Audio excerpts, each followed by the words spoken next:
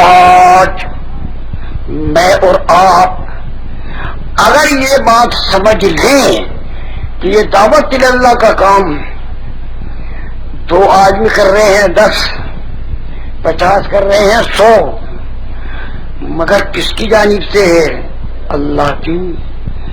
اپنے آپ کو اللہ تعالی کا فرشتہ دار سمجھ کر اس یقین بھروسے پر کہ ہم تو اللہ تعالیٰ کی طرف سے بھیجے ہوئے ہیں، لہذا ہمارے ساتھ تو اللہ ہے اور اللہ کی مدد ہے. اور اللہ کون ہے؟ 7 آسمان زمین، سورج چاند ستارے ہاتھ پانی ساری مخلوق اس کے ارادے سے بنی ہے. جس کو چاہے موت دے دے، جس کو چاہے عزت دے دے، جس کو چاہے ذلت دے دے، سب کچھ اس کے ہاتھ میں ہے. تو دیکھنا تو یہ کہ بھیجنے والا کون ہے. چنانچہ یہ دونوں مدینے گئے اور مدینے جا کر رسول پاک صلی اللہ علیہ وسلم سے عرض کر دیا کہ ہمیں گورنر کے یمن کے گورنر نے بھیجا ہے کسرا کے، اور کسرا کے حکم سے بھیجا آپ کی گرفتاری کے لیے. یہ تو بھیجے کسرا نے اور رسول اللہ صلی اللہ علیہ وسلم کو بھیجا کس نے؟ حضور صلی اللہ علیہ وسلم نے فرمایا صبح جواب ملے گا، اور رات کو اللہ تعالیٰ نے خبر بھیج دی کہ ان دونوں سے کہہ دو کہ تمہارے بھیجنے والے کو میرے بھیجنے والے نے رات مار دیا، اس کو موت دے گی، جاؤ بھاگو، تم ہمیں گرفتار نہیں کر سکتے. تو مسئلہ ہے بھیجنے والے کا. تو اس لیے درخواست ہے میرے بھائیو دوستو، ہم یہ نہ سمجھے کہ یار ہم تو 3 ہیں، ہم 4 ہیں، ہم 2 ہیں، ہم 1 ہیں. یہ کام اللہ تعالی کی طرف سے بطور خلافت و نیابت و وراثت کس کی طرف سے ملا ہے؟ اللہ رب العزت کی طرف سے ملا ہے. تو ہم تو اللہ رب العزت کی مدد نصرت رحمت کو دیکھ کے چلیں گے.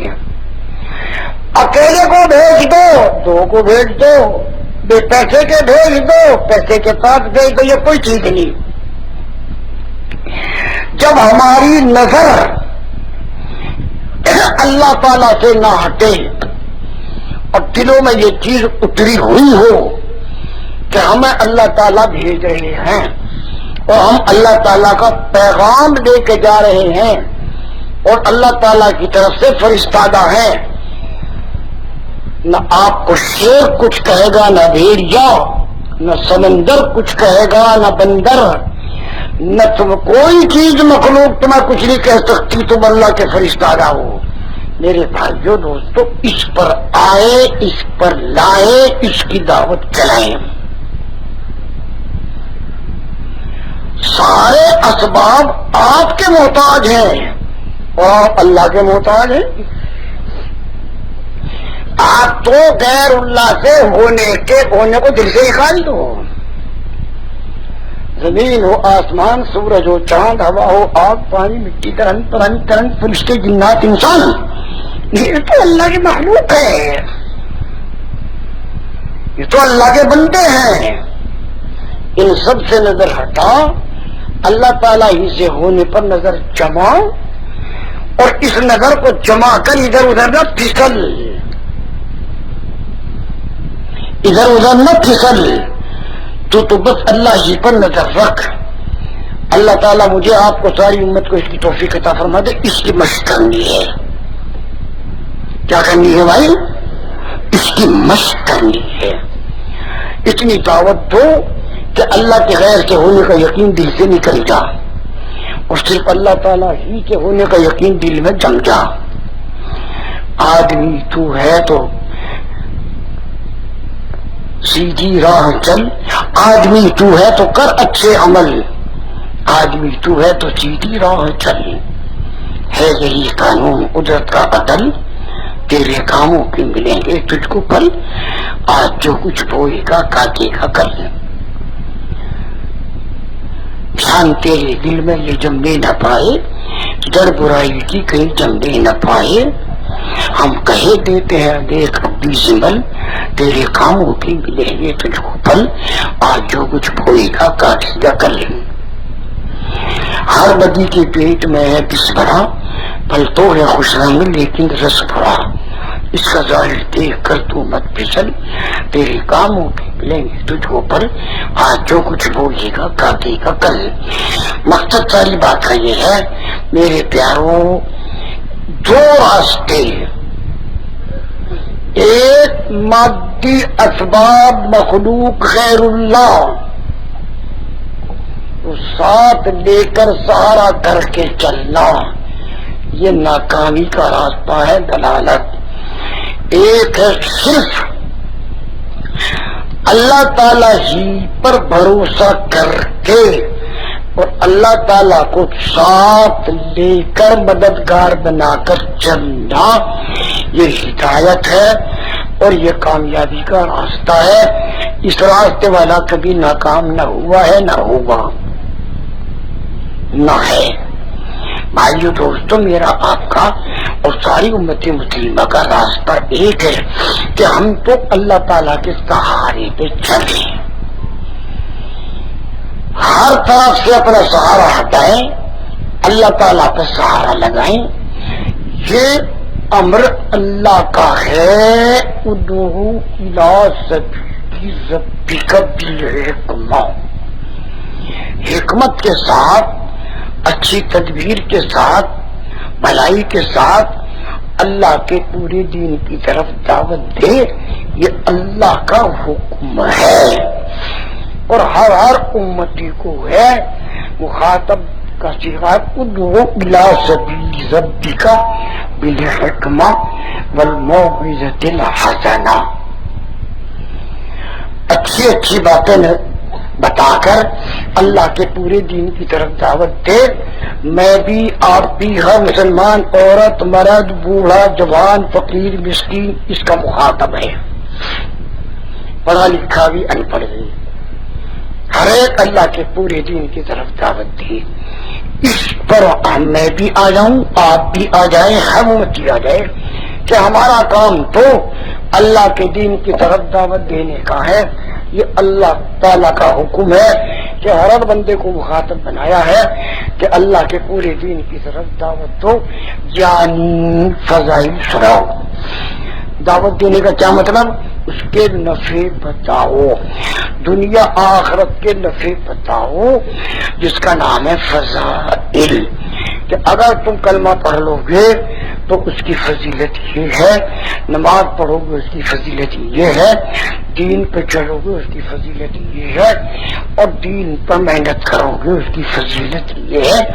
فضائل بتا بتا کر اس کی طرف بلاؤ، ایمان اور نیک اعمال کے فضائل بتا کر ان کی طرف بلانا، اور ایمان اور نیک اعمال کے نہ ہونے کے نقصانات بتا کر اس سے ڈرانا، اس کے مجموعے کا نام دعوت ہے۔ تو یہ دعوت کا کام ہر امتی کا ہے، عورتوں کا، مردوں کا، بوڑھوں کا، جوانوں کا۔ اس کی درخواست ہے بھائی، میں اور آپ آج اس میدان میں اسی مقصد کے لیے اکٹھے ہوئے، اور ہمارا مقصد صرف یہ ہے کہ جوہد نبی نہج نبی عالم میں آئے، گھر گھر میں، فرد فرد میں، عورت مرد میں، بوڑھی جوان میں، ہر مسجد میں، ہر مسجد اس محنت سے بھری ہو، ہر گھر میں یہ محنت ہو رہی ہو۔ ہم مسلمان ہیں، صحابہ رضی اللہ عنہ مجمعین کے نقشے پر کہ بچوں کو دیکھو تو اس کی فکر ہے دعوت کی، دین کی، بچیوں کو دیکھو تو وہ بھی یہی کہہ رہی، بوڑھیوں کو دیکھو تو ان کو بھی یہی فکر ہے، جوانوں کو دیکھو تو ان کی بھی یہی فکر ہے، ایک فقیر بھی اسی میں مست ہے اور مالدار بھی، ایک زمیندار بھی اسی کے لیے فکر مند ہے، کاشتکار بھی، ایک بکری چرانے والوں کا بھی فکر یہی ہے۔ یہ تو ہر ایک مسلمان کا فکر ہے، ہر ایک مسلمان کا کام ہے، ہر ایک مسلمان کی ذمہ داری ہے۔ اس پر آئیں، دوسروں کو لائیں، پھر دیکھو خدا کیا کر کے دکھائے۔ آج جو ہم دھندوں میں پھندوں میں پھنس گئے ہیں بھائی میرے دوست اور بزرگوں، اصلی کام چھوڑ کر دھندا پھندا ہے، اور بھائی گندا ہے، اور اصلی کام کرتے ہوئے وقت مل گیا تو پھر وہ دھندا ہے، اور اللہ کے احکام کے لیے پھیلنے کا ایک ذریعہ ہے۔ جیسے انڈونیشیا میں 12 تاجر گئے تھے اور پورے انڈونیشیا کے لیے اسلام کے آنے کا ذریعہ بن گیا، کیونکہ ان کا مقصد دکان نہیں تھا، مال نہیں تھا، بلکہ ان کا مقصد اللہ تعالیٰ کے احکام تھا۔ تو جو اللہ تعالیٰ کے احکام کو پیغمبر علیہ السلام کے طریقے پر اللہ کی رضا کے لیے مقصد بنائے گا تو پھر اس کے تو اسلام پھیلے گا، چاہے وہ دنیا کا دھندا ہو چاہے دھندا ہو، اس سے اسلام پھیلے گا۔ اس لیے درخواست ہے کہ اللہ تعالیٰ مجھے آپ کو سب کو آج سے اس کے لیے فیصلہ ہم کر لیں کہ بھائی ہم تو مسلمان ہیں، ہم تو خاتم الانبیاء علیہ الصلوۃ والسلام کے امتی ہیں، ہمارا کام تو رسول اللہ صلی اللہ علیہ وسلم والا کام ہے، ہمارا مقصد تو رسول اللہ صلی اللہ علیہ وسلم والا مقصد ہے، ہمارا فکر تو رسول اللہ صلی اللہ علیہ وسلم والا فکر ہے، مقصد ہمارا ایک، فکر ہمارا ایک، محنت ہماری ایک، نہج ہمارا ایک، امت بھی ایک، اور وہ یہ ہے کہ یہ امت رسول اللہ صلی اللہ علیہ وسلم کی نائب ہے، اللہ تعالیٰ کے خلیفہ ہے، اس کا کام ہی خلافت و نیابت کا ہے اور اللہ کی کتاب کی وراثت کا ہے۔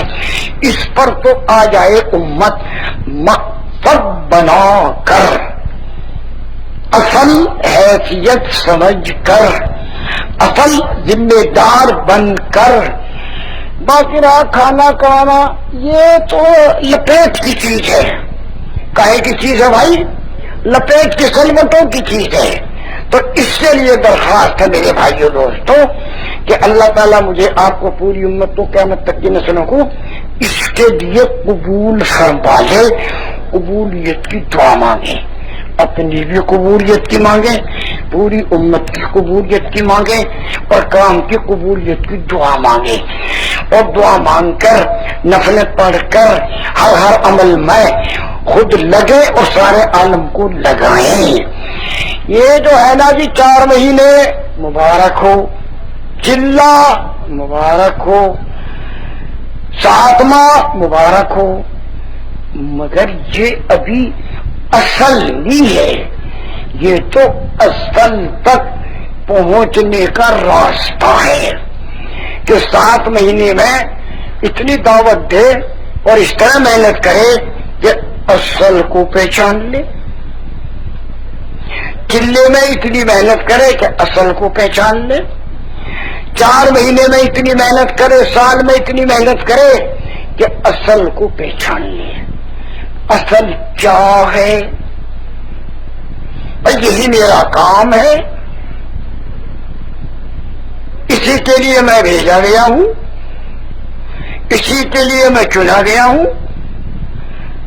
اور جب میرا کام ہی یہ ہے اور میرا مقام ہی یہ ہے، میری ذمہ داری ہی یہ ہے، تو اب چلے 2 چلے کا قصہ ختم ہو گیا۔ اب تو پھر وہی ہوگا جو مولانا یوسف صاحب رحمت اللہ علیہ نے فرمایا کہ ایمان کے کام کی محنت کا اصل نقشہ یہ ہے۔ مولانا یوسف صاحب رحمت اللہ علیہ فرماتے ہیں کہ ایمان کے کام کی محنت کا اصل نقشہ یہ ہے کہ جس کو جس وقت جس حال میں جہاں کے لیے کہا جائے اپنے تمام مشاغل کو چھوڑ کر وہاں چلا جائے۔ ایمان کے کام کی محنت کا اصل نقشہ یہ ہے کہ کس کو جس وقت جس حال میں جہاں کے لیے کہا جائے اپنے تمام مشاغل کو چھوڑ کر وہاں چلا جائے، اور جب اس کے مقام پر کوئی کام سیکھنے آئے سارے دھندے پندے الگ اس کے ساتھ لگ جائے. بھئی یہ تو ہمارا اصل ہے، ہمیں تو اس پر پہنچنا ہے، چاہے 7 مہینے کے لیے چلا جائے، چاہے 8 ماہ کے، اور چاہے سال کے لیے چلا جائے، چاہے چلے کے لیے، اصل یہ ہے یہاں پہنچنا. ہم تو 7 مہینے لگا رہے ہیں، 4 ماہ لگا رہے ہیں، چلہ لگا رہے، سال لگا رہے. کس طرح لگا رہے؟ مولانا یوسف صاحب رحمۃ اللہ علیہ فرماتے ہیں آج ہمارے کام کی نوعیت یہ ہے کہ مشغول لوگ تھوڑا وقت اپنی مشغولیتوں سے نکال کر اس طرح تبلیغ کو دے رہے ہیں کہ ان کے مشاغل میں فرق نہ پڑے. آج ہمارے کام کی عمومی نوعیت یہ ہے، تو اس سے تو ہم عقل پر کبھی بھی نہیں پہنچ سکتے، اٹکے ہی رہیں گے. جب مشاغل میں فرق نہ پڑے تو مشاغل تو اثر ہو گئے، نہ دین پر اثر نہ آئے، دین میں کمی باقی نہ رہ جائے، دین کے کام میں کوئی نقصان نہ آئے. یہ تو ہے اصل. ہمارے دھندے پھندے جان قربان ہو جائے، بڑا سستا مسئلہ ہے، جان قربان ہو کر دین زندہ ہو جائے. مسلمان کی جان یہ تو اسلام پر قربان، یہ بچانے کے لیے نہیں، دھندے کی تو کوئی حیثیت ہی نہیں. مسلمان کی جان اللہ کے دین پر قربان، اس کا صحیح مطلب قربانی ہے. رسول اللہ صلی اللہ علیہ وسلم ارشاد فرماتے ہیں کہ اے اللہ، میں تیرے دین کے لیے قتل کر دیا جاؤں، پھر زندہ کیا جاؤں، پھر قتل کیا جاؤں، پھر زندہ کیا جاؤں، پھر قتل کیا جاؤں. تو ہمارا تو جان کا قربان ہونا یہ ہے اصل اسلام پر. ہم جان کے قربان کرنے کی سوچیں، بلکہ اس کے لیے عزم کر کے اللہ سے قبولیت مانگیں. سوچنے ہی کا مسئلہ نہیں، صرف ہر مسلمان اس پر آ جائے تو اسلام پر میری جان قربان ہو جائے. پیسے ٹکے دندوں کا تو کوئی مسئلہ ہی نہیں ہے. تو میرے پیاروں، میرے دوستوں، میرے بزرگوں، اس کو مانگو اللہ میں سے، اور اس کا عزم کرو کہ ہماری جان اسلام پر خرچ ہونے کے لیے ہے. ہم تو مسلمان ہیں، ہماری جان کا مصرف اسلام ہے. یہ زمیندارا، دکانداری، گھوڑے گدھے خرید فروخت، یہ ہماری جان کا اصل مصرف نہیں ہے. یہ تو فضول وقت کے اندر ہے. ہماری جان کے خرچ ہونے کی جگہ اللہ کا دین، اللہ کے احکام، اللہ کے دین پر قربان. دیکھو ہم ملت ابراہیمی پر ہیں، اور ملت ابراہیمی پر میں اکلوتے بیٹے کے گلے پر چھری رکھوائی، اور ایسے حال میں چھری رکھوائی کہ یہ اگر ذبح ہو گیا آئندہ کوئی توقع ہی نہیں. حاضرہ علیہ السلام سے تو ملنے کی اجازت نہیں تھی. سارہ علیہ السلام تھی ہی بانجھ. ایک ہی بیٹا اکلوتا اسماعیل، گلے پہ چھری رکھ دو تو نسلی ذبح ہے. یہ ہے ملت ابراہیمی. ہم ملت ابراہیمی پر ہے علیہ الصلوۃ والسلام. تو ہمیں تو سب کچھ قربان کرنا ہے اور اللہ کے دین پر لگا دینا ہے، اور ہر حال میں لگا دینا ہے، سب کچھ مٹا دینا ہے. اس پر آنا ہے، دوسروں کو لانا ہے، قیامت تک کا نقشہ خدا سے منظور کرانا ہے. کہ بھائی اس کے لیے تیار ہیں؟ بس ہماری درخواست تو یہ ہے کہ بھائی میرے لیے بھی مانگ لو، اپنے لیے بھی مانگ لو، اور دو دو کی جوڑیاں بنا کے کھڑے ہو جاؤ کہ بھائی ہم تو تیار ہیں اس کے لیے،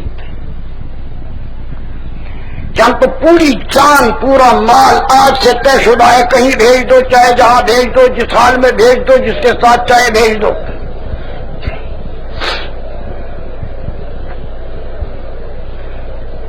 بھائی اپنی تشکیلیں خود ہی کرانی ہوں گی، آپ تشکیل والوں کا انتظار نہ کرنا۔ مورخہ 14 مارچ سن 2003 10 روزہ پرانے کے جوڑ میں مولانا جمشید صاحب بیان فرما رہے تھے۔ تیار کردہ علمی کیسٹ گھر، کیسٹ اور سی ڈی ملنے کا پتہ نوٹ فرما لیں۔ علمی کیسٹ گھر، دکان نمبر 5، فاطمہ پلازا، نج تبلیغی مرکز، مدنی مسجد، feudal be area, Karachi. Phone number 63700813 یا علمی کیسٹ گھر، الفرقان مارکیٹ، بالمقابل جہانگیر پارک، مسجد صالح، دکان نمبر 4B، پریری اسٹریٹ، صدر، کراچی۔ Phone number 72370887۔ اب مولانا جمشید صاحب کا بیان رائے اجتماع سن 2002 کا سماعت فرمائیں۔ اب معاویہ کو لکھتا ہوں اور ان کا ساتھ بھیج کر حضرت علی کو ہرا دو، تو وزیر تھا سمجھدار، وزیر نے کہا کہ یہ ملکی لڑائی نہیں، یہ دونوں کے دونوں دین پر لڑ رہے ہیں، یہ دونوں کے دونوں کہیں پر لڑ رہے ہیں؟ یہ دین پر لڑ رہے ہیں، لہذا تم کامیاب نہیں ہو سکتے۔ تو ہرقل کے دماغ ہی میں نہ بات آوے کہ دین پہ کیسے لڑ رہے۔ وزیر سمجھدار تھا، وہ سمجھ گیا کہ ان کی تو لڑائی دین کی وجہ سے ہو رہی، وہ کہہ رہا یہ دین ہے، وہ کہے یہ دین ہے، اس پہ لڑ رہے۔ ملک کی لڑائی نہیں تھی، حضرت معاویہ حضرت علی کی لڑائی ملک کی تھی ہی نہیں، اور صحابہ میں کہیں بھی ملک پر جنگ نہیں ہوئی، آپس میں دین پہ ہوئی۔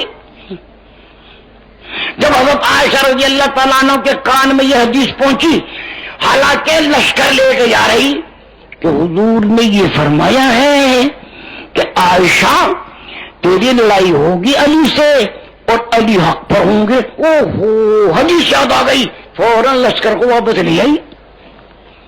وہاں یہ مسئلہ ہی نہیں کہ جب ہماری دونوں کی لڑائی شروع ہو گئی تو کچھ بھی ہو، نا نا نا نا نا، جب ان کے سامنے حدیث آئی فوراً واپس چلی گئی۔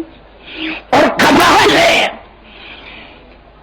جب دونوں لشکر حضرت عائشہ رضی اللہ تعالیٰ عنہ کا لشکر اور حضرت علی کا لشکر لڑتے تھے تو لڑائی ہو رہی، اور آج نماز کا وقت، اعلان ہو گیا بھائی نماز پڑھو، تو نماز یہ بھی پڑھتے تھے وہ بھی پڑھتے تھے۔ ایسے ہی حضرت معاویہ رضی اللہ تعالیٰ عنہ حضرت علی جب نماز کا وقت ہوتا تھا تو یہ بھی لشکر نماز پڑھ رہا وہ بھی پڑھ رہا، چھوڑ دو بھائی لڑائی، اب نماز کا وقت آ جا، بہت اذان ہو گئی، حضرت معاویہ کا لشکر بھی نماز پڑھ رہا اور حضرت علی کا لشکر بھی نماز پڑھ رہا، اور حضرت علی کے سپاہی نہ حضرت معاویہ کے سپاہی وہ حضرت علی کے پیچھے نماز پڑھ رہے، جا گئے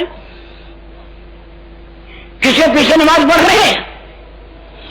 حضرت معاویہ رضی اللہ تعالیٰ عنہ کے سپاہی اور لشکر والے نماز کہاں پڑھ رہے؟ حضرت علی کے پیچھے۔ اور جب کھانے کا وقت آیا تو حضرت معاویہ کے دسترخوان پر حضرت علی کے لشکری کھا رہے، اور جب لڑنے کا وقت آیا تو لڑ رہے دونوں۔ تو کسی نے کہا بھائی عجیب بات ہے، نماز تو تم پڑھو علی کے پیچھے اور کھانا کھاؤ حضرت معاویہ کے دسترخوان پر، یہ عجیب لڑائی تمہاری۔ انہوں نے کہا بھائی بات یہ ہے، دیکھو کھانا تو مزیدار ہے حضرت معاویہ کے دسترخوان کا، اور بھائی نماز بڑھیا ہے حضرت علی کے پیچھے، یہ ہو رہی جنگ بھائی۔ تو جو لوگ صحابہ کے بارے میں کھٹکیں فوراً جج کو کہ یہ شیطان کا چکر ہے، وہ بھی حق پر، یہ بھی حق پر، یہ بھی صحابی دونوں حق پر اور دونوں جنتی، یہ تو شیطان کا چکر ہے بیچ میں. تو انہوں نے کہا بس سچی بات ہے، کھانا تو مزیدار ہے معاویہ کے دسترخوان پہ، اور بھائی نماز بڑھیا ہے علی کے پیچھے، تو ان کے معاویہ کے لشکری بہت شہرت علی کے پیچھے جا کے نماز پڑھ رہے ہیں، اور ان کے بہت سے لشکری دسترخوان پر حضرت معاویہ کے کھا رہے ہیں. ساری دنیا دھوکے میں ہے، حق کو پہچان نہیں رہے.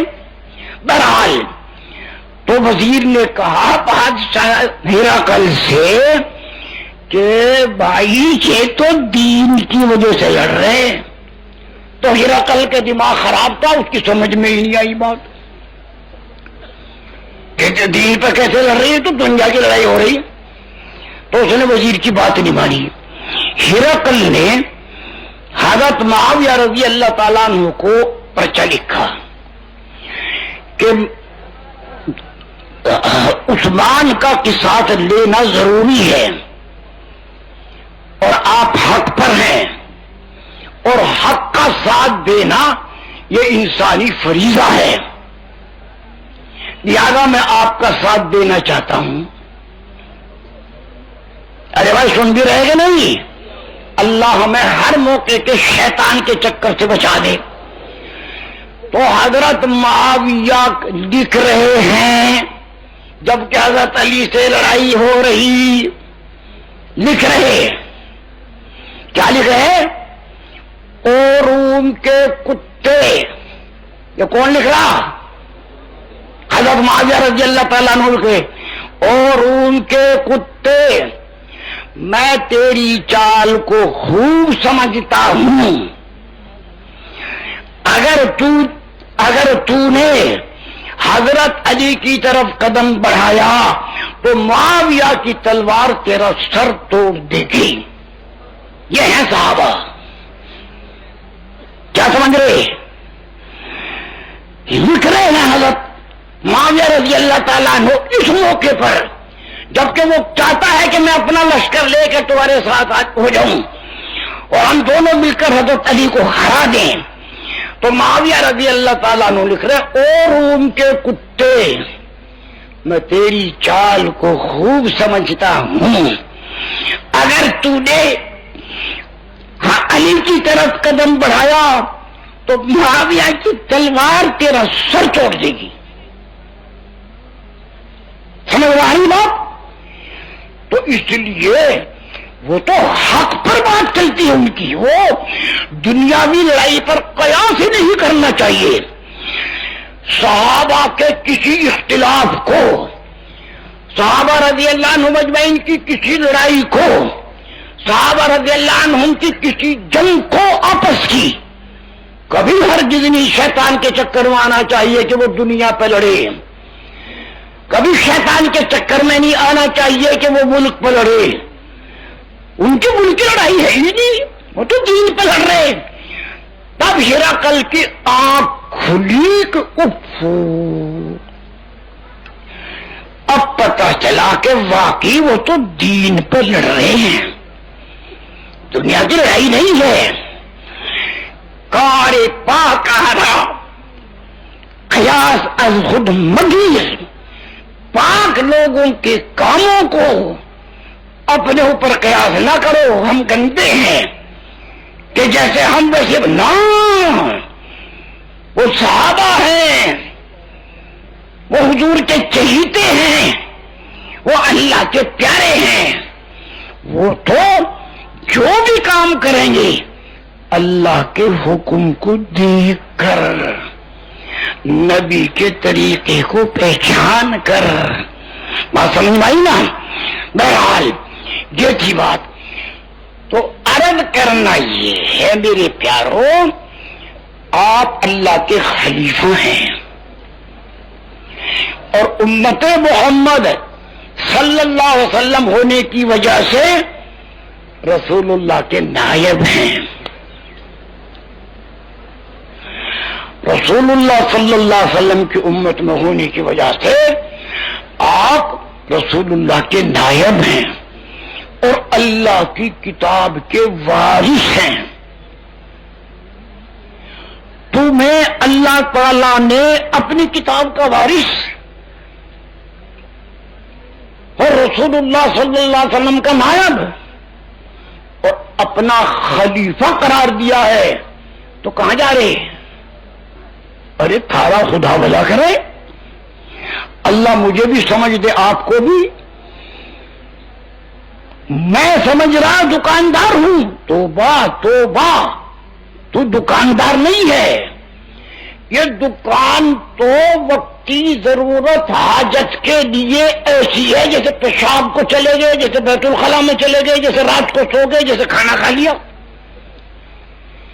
تو دکاندار نہیں ہے۔ یہ بڑی زبردست غلطی ہے کہ میں اپنے آپ کو دکاندار سمجھ کر دکان کروں۔ تو زمیندار نہیں ہے۔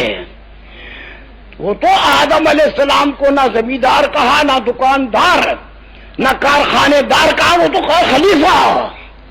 ارے بھائی آدم کی اولاد میں نسل میں ہو یا کسی اور کی، ہم تو بھائی آدم علیہ السلام کی نسل میں ہیں بھائی، اور آدم علیہ السلام کا تو خلافت پہ ہے، تو اللہ کے خلیفہ کی اولاد ہو تم۔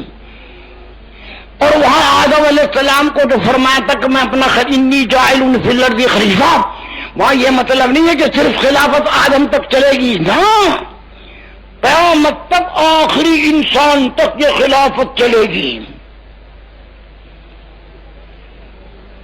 آخری انسان تک یہ خلافت چلے گی، آدم علیہ السلام پر ختم نہیں ہو گئی۔ آدم علیہ السلام کی اولاد خلیفہ، ان کی اولاد خلیفہ، اولاد کی اولاد کی اولاد خلیفہ، ہم اللہ کے خلیفہ کی اولاد میں ہیں، اور خلافت ہر انسان کا اصلی مقصدی کام ہے۔ اگر وہ اس سے انحراف کرے گا، اس سے، اور خلافت کے کیا معنی؟ 24 گھنٹے میں، ہر وقت، ہر آن، ہر حال میں، ہر گھڑی آپ کے اعمال قل للمؤمنین یغضوا من ابصارہم، حکم ہے خدا کا کہ ایسے موقع پر جب غیر محرم عورت سامنے ہوں تو نظر نیچی کرو، یہ ہے خلافت، حکم ہے۔ وقل للمؤمنات یغضضن من ابصارہن، اور اے میرے حبیب کہہ دو میری طرف سے کہ عورتیں بھی ایسے موقع پر نظریں نیچے رکھیں۔ عورتوں کو بھی حکم ہے کہ غیر محرم کی طرف دیکھے نہیں، اور مردوں کو بھی حکم ہے کہ غیر محرم عورت کی طرف دیکھے نہیں۔ قل، کہو، حکم دو، یہ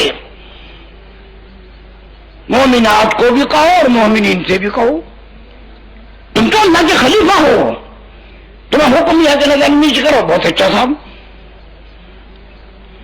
تمہارا تو ہر آنکھ کا عمل خلافت کی حیثیت سے، کان کا عمل خلافت کی حیثیت سے، زبان کا عمل اللہ کی خلافت کی حیثیت سے، اور رسول اللہ صلی اللہ علیہ وسلم کے امتی ہونے سے نیابت، تم رسول اللہ صلی اللہ علیہ وسلم کی امت میں ہو، نائب ہو ان کے، خلیفت ہو، اور اللہ کے خلیفہ ہو، اور اللہ کی کتاب ایک جو نازل ہوگی قرآن پاک قیامت تک یہی چلے گی، اس کے وارث ہو، اللہ کی کتاب کے وارث ہو، تو تمہیں تو اس وراثت کو سنبھالنا ہے، اس وراثت پر چلنا ہے، اس وراثت کو دیکھنا ہے کہ کام بعد میں کرو، پہلے حکم معلوم کرو، کام بعد میں کرو، پہلے سنت معلوم کرو۔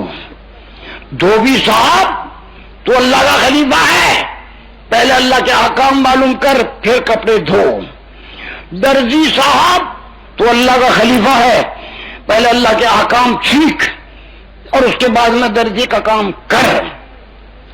او بھائی میرے پیارے مزدور، تو اللہ کا خلیفہ ہے، تو اپنے آپ کو ایسا نہ سمجھ، پہلے اللہ کے احکام معلوم کر اور اللہ کے خلیفہ ہونے کی حیثیت سے حضور کی سنت ادا کر، اور اس سنت اور حکم کے مطابق مزدوری کی اجازت ہے۔ اگر تو حکموں کو نہیں سیکھے گا اور سنت کو نہیں سیکھے گا تو نے خلافت سے اپنے آپ کو گرا دیا، خطرہ ہے رانے درگاہ نہ ہو جا۔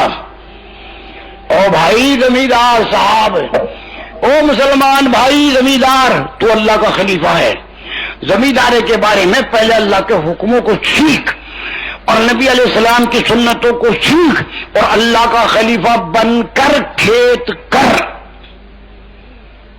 پھر کیا ہوگا تیرے کھیت میں؟ لا الہ الا اللہ، لا الہ الا اللہ۔ علا بن حضرمی رضی اللہ تعالیٰ عنہ سمندر پر پہنچے اور گورنر بحرین کا بھاگ رہا، تو علا بن حضرمی رضی اللہ تعالیٰ عنہ نے کہا بھائی دیر ہو جائے گی، اگر ہم کشتیوں میں بیٹھ کے چلے تو بھائی لگ جائے گی دیر، اور وہ جائے گا بھاگ تو اللہ کا پیغام تو نہ پہنچا سکے ہم اس کو، تو کیا کریں پھر؟ یہ لشکر کس کا؟ اللہ کا۔ کام کس کے جا رہا؟ اللہ کے۔ بھیجنے والے کون ہیں؟ اللہ کے رسول۔ اچھا یہ بتاؤ یہ سمندر کس کا ہے؟ ارے بھائی کس کا ہے؟ لشکر بھی اللہ کا، کام بھی جا رہا ہے اللہ کے، اور سمندر بھی اللہ کا۔ یہ ہے تو علا بن حضرمی رضی اللہ تعالیٰ عنہ نے سارے لشکر کو حکم دیا کہ سموا اللہ واقتحموا، بسم اللہ پڑھو اور سمندر کے اوپر کو چلو۔ بسم اللہ پڑھو، کہاں چلو؟ کیونکہ اگر بیٹھے کشتی میں تو دیر لگ جائے گی، اور جس مقصد کے لیے جا رہے وہ فوت ہو جائے گا، ہم اس کو نہیں پہنچا سکیں۔ تو صاف حکم دیا سمندر اللہ کا ہے، ہم اللہ کے۔ اولئک حزب اللہ، یہ اللہ کی جماعت ہے، اور سمندر بھی اللہ کا۔ سموا اللہ واقتحموا، یہ ہے اس امت کا مقام، اس امت کا مقام یہ ہے، خلافت کا مقام یہ ہے، نیابت کا مقام یہ ہے کہ یہ ساری چیزیں تمہارے تابع ہیں۔ الم ترو، آنکھ کھول کر نہیں دیکھ رہے؟ آسمان، زمین اور جو کچھ ان کے درمیان، چاہے سمندر ہو، چاہے پانی، آگ ہو، چاہے پتھر لکڑ، سخر لکم، اللہ تعالیٰ نے تمہارے تابع کر دیا، یہ تو تمہارے تابع ہے، تمہارے لیے مسخر ہے۔